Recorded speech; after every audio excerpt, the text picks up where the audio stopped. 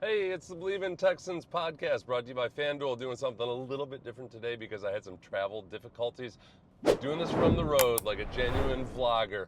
I might as well be 27 years old and lying about what kind of car I drive. The Texans, as of right now on FanDuel, are at 9.5 on the win total for the season. I feel very good about that. I think the Texans' defense is going to be astoundingly good, even better than they were last year. And based on that and my belief that C.J. Stroud will be better this year. I don't know how much better. That's what we're waiting to see. But he will be better this year. I want to go through each of the Texans' 13 opponents and figure out what the most intriguing thing, or one of the most intriguing things about each of these matchups is we're just a few days away from training camp, so I'll only do the divisional opponents once. But starting right off with the big kahuna, the Buffalo Bills, week 1 at home, Reliance Stadium. For those who didn't know, it's being renamed back to Reliance Stadium by then, sometime between now and then. So at Reliance Stadium / NRG Stadium, Josh Allen has been horrific, but that's not the story and that's not the thing I'm intrigued by. I am intrigued by the fact that they have a new defensive coordinator because Sean McDermott is gone. They brought in Jim Leonard, who is much different in terms of methodology and philosophy than Sean McDermott. The Bills forever ran a 4-3, didn't blitz a whole bunch. There are some similarities to the way DeMeco Ryans operates, but Jim Leonard is going to be 3-4. He's going to run a 3-4, and he comes from via Denver, where all the exotic stuff, the simulated blitzes, showing different looks, and all of those things that can really confuse a quarterback and an offensive line. The Texans are going to see that right off the bat in week 1. And that's always going to be a challenge, and that's the challenge really for C.J. Stroud and the offense this year, is how they adapt to things like that. Think the Chiefs blitz package, for instance. But this is going to be in week 1 where they won't have any film on the Bills. They'll have a sparse showing of what the Bills plan on doing from the preseason games, but not with the starters doing it. And this is where, from a game planning standpoint, it's annoying as a player. It stinks because you like getting your mental reps. You like watching guys that you've seen in this scheme and kind of do your, visualize how you would play against them. And in week 1, when there's zero film on a new defensive coordinator, you got to do a lot of it with maybe watching some cut-ups of the Broncos and getting a feel for what they're going to do for your individual matchups. You got to watch guys like Ed Oliver, the defensive lineman, but even Ed Oliver is going to be in a different role with the Bills than he had been with Sean McDermott. He's going to likely be more of a 3-4 defensive end. Do some of the things the same way, but some of the things different, might be lining up on offensive tackles more. So that's a big test and a challenge. I expect the defense to have another good performance versus the Bills because so much of it is what they're able to get in NRG Stadium with that crowd noise. And if they can limit DJ Moore and not allow him to be the thing that unlocks Josh Allen's best version of himself. Oh, wait, I was supposed to stick to one thing. Jim Leonard, the defensive coordinator. That's what I'm thinking about. Week 2 versus the Bengals, likewise, I like the challenge that it presents for the Texans, but it's a different type of challenge in that it's the physical matchups that I'm more concerned about now. The Bengals stocked up on their defensive line, added 3 free agents, the big one being Dexter Lawrence. And literally, I mean that. He's very, very large. And is he going to be the guy that approaches double-digit sacks like a couple years ago ever again in his career? I don't know, and I don't care, because that's not what is really giving the Texans a hard time as a unit on the offensive line.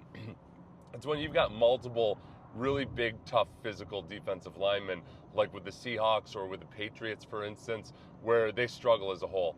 And the Seahawks, it's not like they have a whole bunch of burners on their defensive line. They just had guys like Oboye Mafe, who's now with the Bengals.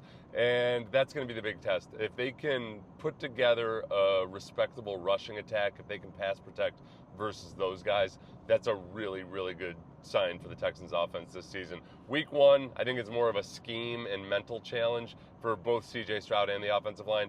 Week 2, it's blood and guts. You got to move this large human being a few yards and give David Montgomery or Woody Marks some room to move. Week 3 versus the Colts, said I wasn't going to focus too much on the quarterbacks, but it's impossible to ignore Daniel Jones is coming off an Achilles tendon tear. Daniel Jones looked good by reports in minicamp and OTAs. Participated only in 7-on-7. I don't think he did full team drills, but it's looking like he's going to start in week 1. My question would be, all right, given that he's coming off an Achilles tendon tear and they're going to want to be careful with him, and he's probably not going to be as mobile immediately as he was before, is there room with the Colts to have a little bit of a quarterback package?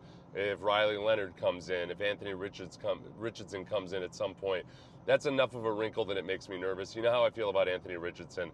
I don't think he's a good NFL quarterback, but on any given Sunday, he terrifies me because he's capable of making some incredible plays, both with his arm and his legs. He's just not consistent with it.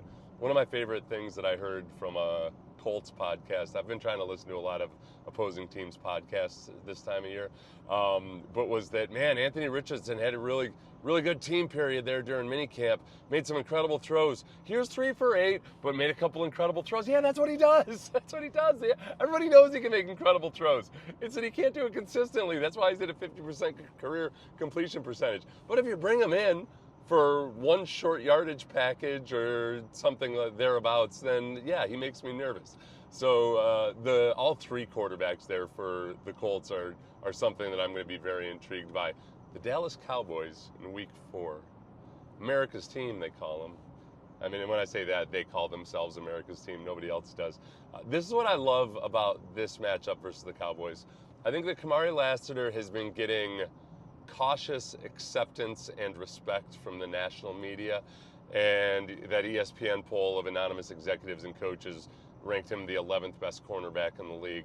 I think this is a great test, not just for the defense, but because you have CeeDee Lamb and George Pickens. Anybody that wants to say, well, you know, Kamari gets extra safety help because Derek Stingley can handle the guys in the true one-on-one, zero coverage situations, there's no place to hide anybody in this one. So if the Texans, A, as a defense, do really well against that offense, I'm going to be excited about it. But B, I want it for Kamari Lassiter. I want Kamari and Derek to have an incredible performance versus a couple of the best wide receivers in the league and really ruin a lot of people's fantasy days, because both those guys are, top fantasy dudes, obviously. Tennessee Titans. So the Titans, I can go a bunch of different ways with this. Cam Ward's fresh on my brain because of the Netflix series Quarterback.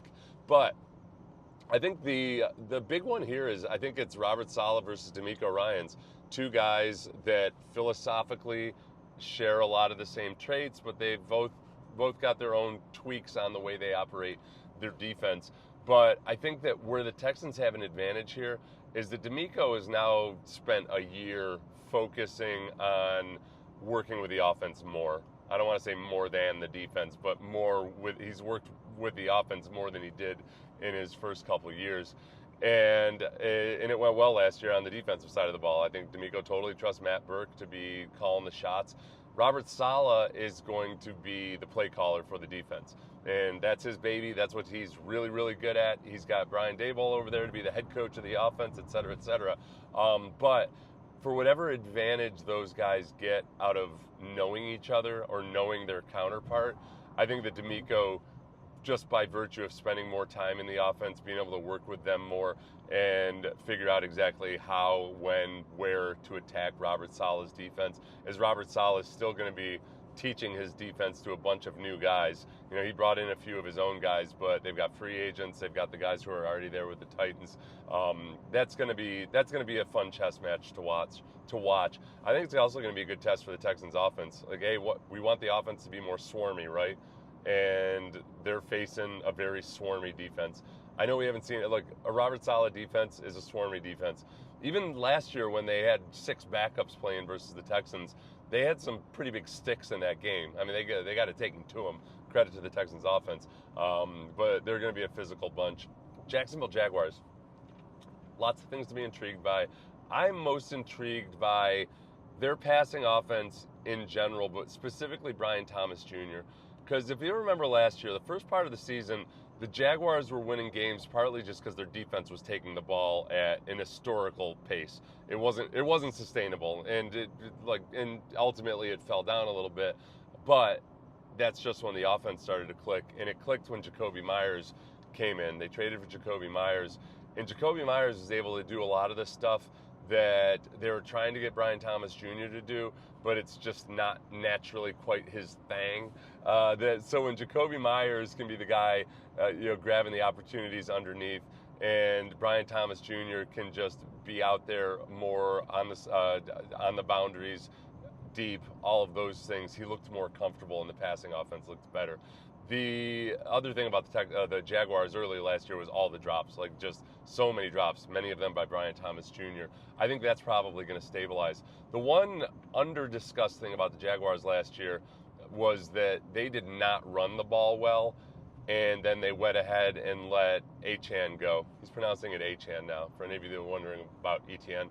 He's pronouncing it, I say now, that's how he's always pronounced it, but he made it phonetically easier for people by saying, just say Etienne.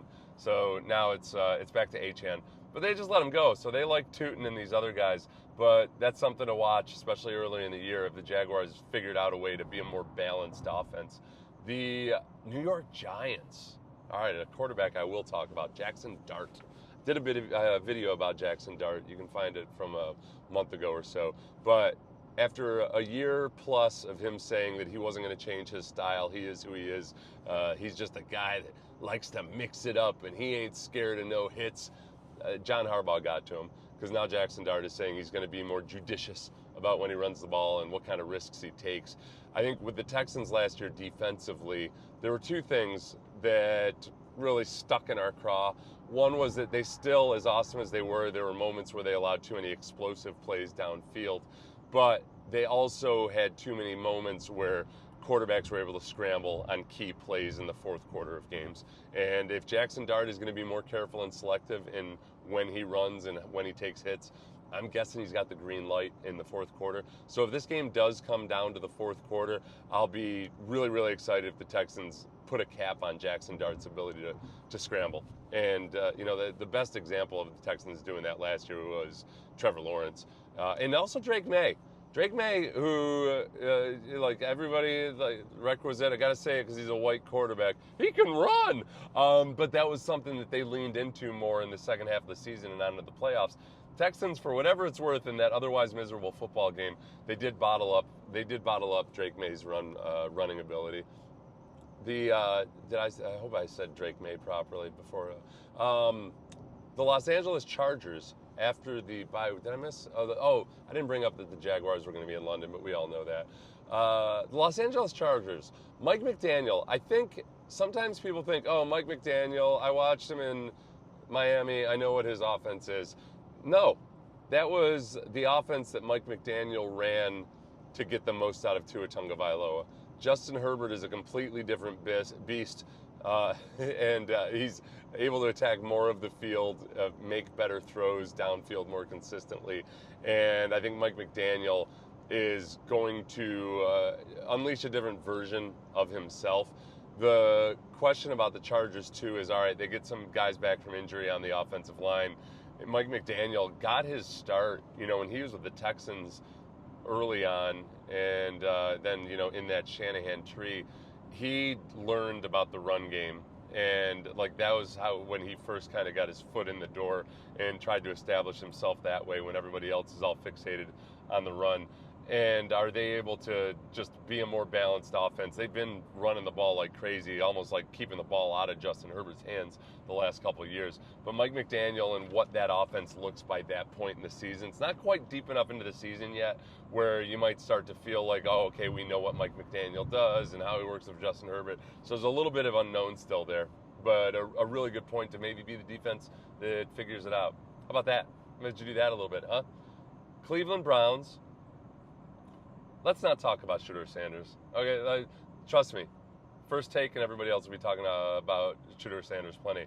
I think Jared Verse on the defensive side of the ball, partly just because Jared Verse was the first guy in the revamped offensive line last year, one of the first guys that the Texans saw that was a really big challenge.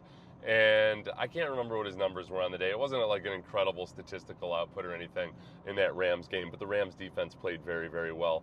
The thing about Jared Verse is that, much in line with talking about the Texans offense being more swarmy, tougher, physical, that's everything Jared Verse is. He's like a bull in a, he's not a bull in a china shop. He's like a bull in a china shop, and the bull hates porcelain. It's like sometimes a bull in a china shop is just flailing around. He doesn't know what he's doing. No, he's there. He is specifically there to break porcelain. He's a very blue-collar bull. Does not like the hoity-toity pinky up crowd. So that's a challenge, and against a Browns defense that's still, despite their stats last year, was still a very good defense last year. They've got a lot of studs over there. But the offensive line, Ariante Ursary, Braden Fisher, Trent Brown, those guys versus Jared Verse and the rest of that Browns defense, I'm excited about that one. And that one is in Cleveland, of course. The Ravens. All right, I won't talk about the quarterback. I'll talk about the quarterback and Derrick Henry. So the Texans have this bipolar relationship with Derrick Henry. They don't have a bipolar relationship with Lamar Jackson. Derrick Henry, the Texans have had some of their worst defensive performances versus Derrick Henry, but then they've also delivered to Derrick Henry some of his worst offensive performances. When we saw him and Lamar Jackson together a couple of years ago on Christmas Day, it was a pretty good performance by just about everybody on the Ravens offense. So I would like to exercise those demons. I would like to beat Lamar Jackson for once in my life as a Texans fan before I die. Could you please beat Lamar Jackson? But the question is, okay, Lamar Jackson didn't run nearly as much last year. Was it mostly by choice or partly by choice and partly because he had a different injury for like each quarter of the season? He was banged up all the time last year. I think the answer probably lies somewhere in between.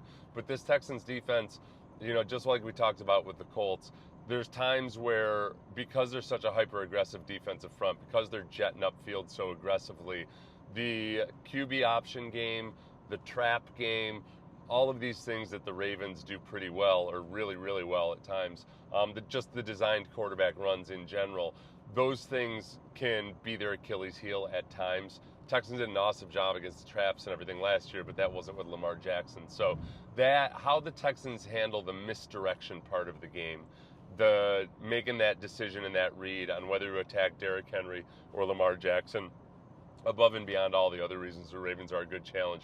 If they do that well, and that's right when they're running into that stretch of playing up in the north and northeast for the back half of the season, I'm going to feel really good. That's been the proverbial glass ceiling game for the Texans. The Ravens game in any given year seems to be one of those games where you feel like, I guess they're not ready for like the top tier of the NFL just yet. So that's a big one. The Steelers, it's the combination of Mike McCarthy and Aaron Rodgers. At this point, I'm more just baffled, if anything else, about how many people seem to have deluded themselves into thinking that Mike McCarthy and Aaron Rodgers getting back together is a good thing. There's a reason that Aaron Rodgers didn't finish his Packers career with Mike McCarthy, and according to reports, part of it was that Mike McCarthy and Aaron Rodgers just flat out didn't necessarily get along all that well, and Aaron Rodgers didn't have that much respect for Mike McCarthy's play calling. So I don't know if somehow people think that, hey, it'll be just like old times, even though our quarterback, as evidenced by the game against the Texans in the playoffs, can't do the same things he used to do. And if you're going to run this offense that's very static and antiquated, because that's the way that Aaron Rodgers and Mike McCarthy like it, that I don't understand exactly why this is going to be some Cinderella or comeback of the year story. So if anything, I just need the Texans to maybe be the one that emphatically closes the door on Aaron Rodgers' retirement. But I thought they did that last year. Was that not enough? Were all those touchdowns the defense scored and the fumbles? And my goodness. All right. Who comes up? Oh, the Commanders. All right, I'm going to stay away from Jaden Daniels just because I've heard enough of the Jaden Daniels versus C.J. Stroud comparisons, et cetera, et cetera, et cetera. The Commanders have a new defensive coordinator. I thought I wrote it down. It's Dante Jones. It's not Devontae. It's Dante Jones. Apologies to Dante Jones if I'm botching your name, as I botch your name in the apology. This is the thing to know about him. He is a Brian Flores disciple. So everything that you saw the Texans struggle with versus the Vikings a couple of years ago, you're going to see more of that. So much in line with what I was saying about the Bills, I think this is a really good challenge for the offense, not just C.J. Stroud, but the offense, their ability to identify things pre-snap, the The Vikings are going to disguise their blitzes really well. They're going to show that they're coming from the left and switch it up and come from the right. A lot of times these defenses, these really good and complex defenses these days, one thing they do a great job of is, hey, maybe they have a blitz called that's coming from the right, but when they hear the quarterback shift the protection to the right, they just switch the blitz up and somebody's coming from the left. That's the kind of cat and mouse game that I would anticipate from the Commanders. The Commanders need to take a step forward defensively. They've got a couple of new coordinators on either side of the ball. But this will be another one, especially given, you'll be 2/3 of the way through the season, 3/4 of the way through the season here. Have CJ and that offense taken that next step to where they're operating this offense the way that they've been saying they want to operate it, with the pre-snap operation, the pass protection calls, all of those things. Big intellectual gut check there versus the Commanders. Eagles on Christmas Eve. This is the thing to know about the Eagles offense. Sean Mannion is going to be running basically a Kubiak Shanahan style offense, a Shanahan offense. And Jalen Hurts, if I said Jaden Daniels, I apologize.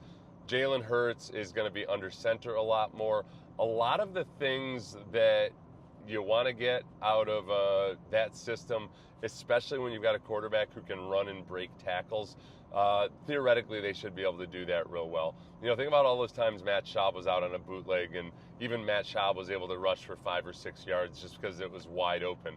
Imagine now Jaden Daniels doing that, and even if he has to break a tackle, he's still got those opportunities. And at times, it can open up things downfield where he can, he can extend the play, but by design. This will be intriguing. It'll be interesting. They let go of Jeff Stoutland, one of the best offensive line coaches from the past couple decades. So they've got, as it tends to go with the Philadelphia Eagles, every 2 or 3 years they just switch their offense up completely, to the point where I almost feel like that's kind of their methodology now. That, look, Jalen Hurts is limited in some respects as a passer, so what are we going to do? We're just going to switch this game. We'll switch coordinators, we'll do this, we'll do that, and we'll ambush people with it. And we'll still be tush-pushing our way to glory down to the red zone. Speaking of the tush-push, look, I'm not going to sit up here and say that anybody can just shut down the tush push or anything, but this is specifically the type of game that you have a guy like Caden McDonald for, that it's just not a slam dunk procession, play after play, to where the Eagles are just, completely unstoppable. We've seen, like in the playoffs, there's times where, man, yeah, you can put up a good fight versus the tush push, but you got to have the body mass index to do it. Caden McDaniel, high body mass index. Green Bay Packers. I'll stay away from Jordan Love on this one too, just because, again, he's always in the conversation with C.J. Stroud. This one, a little bit of grudgery on behalf of Will Anderson, and this doesn't come from Will Anderson himself, because Will doesn't really involve himself in these conversations about who's number 1, who's number 2, who's number 3 best pass rusher or edge defender, because Will Anderson was named the 3rd best edge defender on that ESPN anonymous poll of executives and whatnot. Right ahead of him was Micah Parsons. I didn't like that the category was edge rusher instead of edge defender, because if you want somebody that's the total package, playing versus the run, setting the edge, and rushing the passer, I think Will Anderson is a more complete football player than Micah Parsons. Micah Parsons is, as a pass rusher, an incredibly freakish individual. As a run defender, he can do some crazy stuff too. He's just not going to set the edge the way that Myles Garrett and Micah Parsons can. But this will be a fun one because it's late in the year. What does Ariante Urstri look like at this point? And then also your interior offensive lineman. Micah will line up anywhere along the defensive line. And this is, of course, assuming that Micah Parsons comes back from his ACL injury A-OK. I would anticipate that he does. I know he's probably not going to start at the beginning of the season, but he got injured at the end of the year last year, and they're going to be careful with him. The Packers defense as a whole did not take the ball away a lot last year, and that was despite having Micah Parsons for most of the season. So that's their big test, is just being more opportunistic on defense. So there we are with 13 of the key things that most intrigue me headed into this season. If you have not subscribed to this podcast yet, please do. Leave a 5-star review. Say some nice words. It helps other Texans find this Believe in Texans community. Also, C.J. Stroud, as of right now, his over-under on the season for passing yardage is 3,550 yards. I'm positive that's on FanDuel. 3,550 yards on FanDuel. I think he's got a really good shot of surpassing that. It's just a matter of, I mean, he was on pace for that last year if he hadn't got injured. There are pro rates out to that, and I think he is going to be a better quarterback. But like I said before, just how much better? That's why we watch the games. Everybody have a great day.